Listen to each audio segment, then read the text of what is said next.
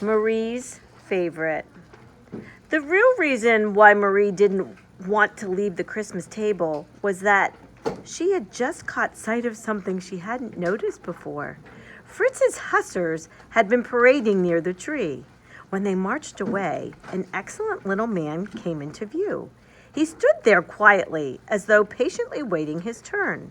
One might have found fault with his build. His torso was too long and stout for his short, skinny legs, and his head was much too big for the rest of him. But to make up for these disadvantages, the distinction of his dress showed him to be a man of taste and breeding. He was wearing a well-cut lavender hussar's jacket with lots of white frogging and buttons, breeches of the same stuff, and the daintiest little boots that had ever graced the feet of a student or even an officer. They were molded as neatly to his dainty little legs as if they had been painted on.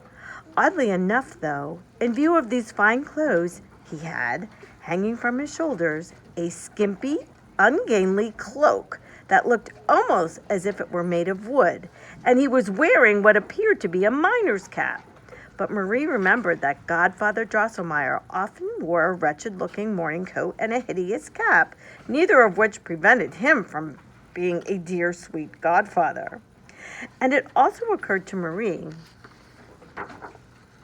that even if Godfather Drosselmeyer were to dress as prettily as this little man, he wouldn't be as handsome. With Marie, it was love at first sight.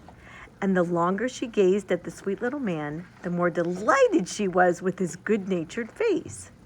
His light green, slightly too prominent eyes were also full of kindness, and his well-curled white cotton beard was most becoming, as it brought out the sweet smile of his bright red lips. Wonderful adjectives you just heard. "Oh, Father dear," Marie cried out, "who does the little dear man by the tree belong to?"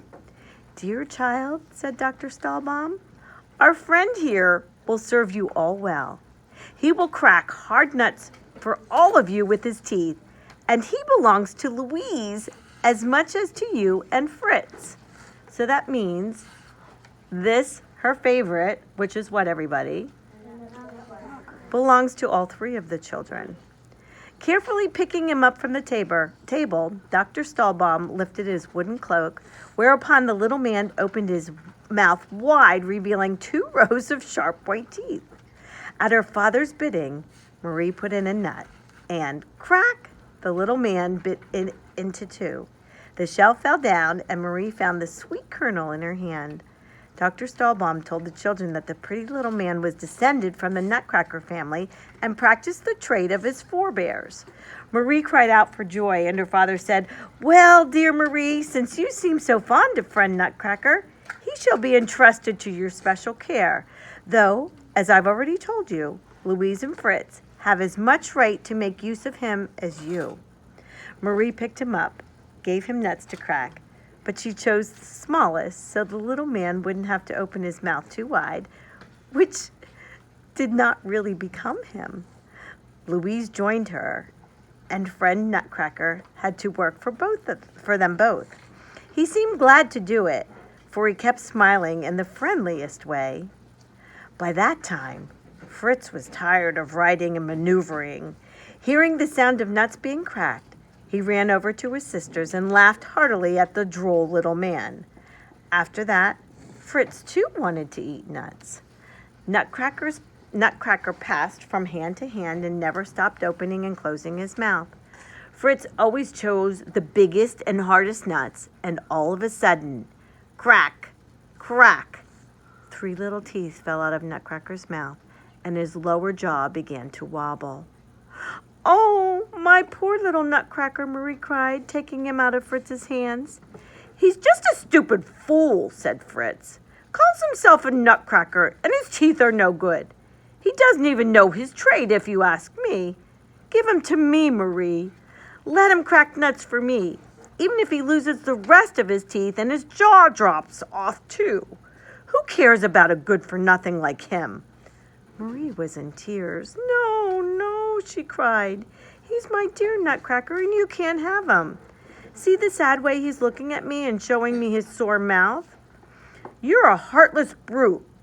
You beat your horses, and you've even had one of your soldiers shot. That's the way it has to be, said Fritz. You don't understand these things, and the Nutcracker belongs to me as much as it does to you, so hand him over. Sobbing, Marie wrapped the wounded Nutcracker in her little handkerchief. The children's parents came over with Godfather Drosselmeyer, who, to Marie's dismay, sided with Fritz. But Dr. Stahlbaum said, I expressly entrusted Nutcracker to Marie's care, which is obviously just what he needs. So there's no point in arguing. She and no one else is in charge of him. What's more, I'm very much surprised at Fritz making demands on a man wounded in the line of duty. As a good soldier, he should know that wounded men are never expected to do active service. Fritz felt deeply ashamed. Losing all interest in nuts and nutcrackers, he slunk away to the other side of the table, where after posting the necessary sentries, he sent his hussars into night quarters. Marie collected Nutcracker's lost teeth and bandaged his wounded mouth with a pretty white ribbon she had taken from her dress. She rocked the poor little fellow, who was looking extremely pale and shaken, in her arms like a baby, meanwhile looking at the pretty pictures in her new picture book that lay there along with the other presents. She grew very angry, which was not at all like her, when Godfather Drosselmeyer laughed at her and kept asking her why she was making such a fuss over such an ugly fellow.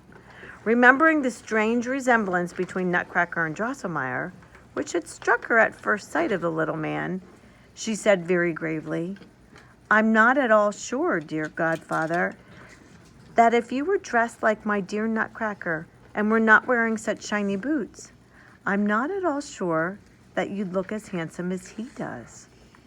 Marie didn't know why her parents laughed so heartily, or why the judge went red in the face and hardly laughed at all. There may have been some special reason. The end of that chapter. So, what do you think about the children?